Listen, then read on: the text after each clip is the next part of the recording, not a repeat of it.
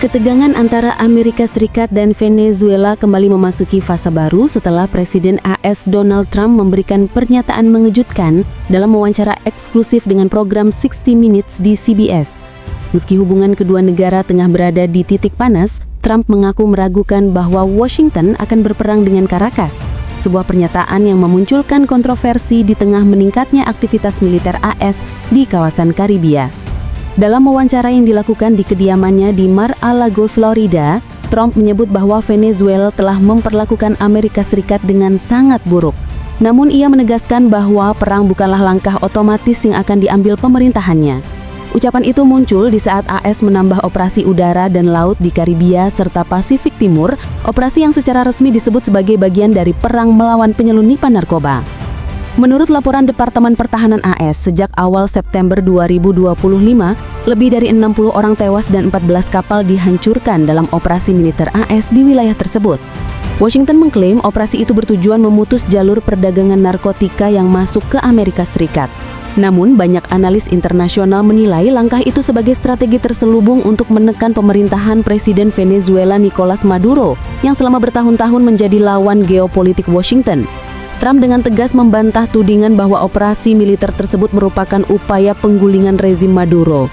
Ia mengatakan operasi itu menyangkut banyak misi, termasuk melindungi masyarakat AS dari ancaman narkotika. Trump bahkan menyamakan perang narkoba sebagai misi kemanusiaan.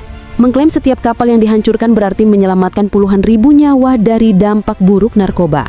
Meski demikian, ketika ditanya apakah AS membuka kemungkinan melakukan serangan darat ke Venezuela, Trump menghindari jawaban langsung. Sikap ambigu ini memunculkan kebingungan dan spekulasi baru di kalangan pengamat keamanan internasional.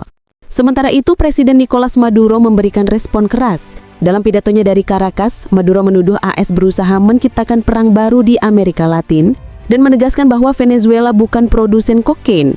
Para pakar keamanan regional mendukung klaim tersebut, menyebut sebagian besar narkotika yang memasuki AS justru datang melalui perbatasan darat Meksiko, bukan Venezuela.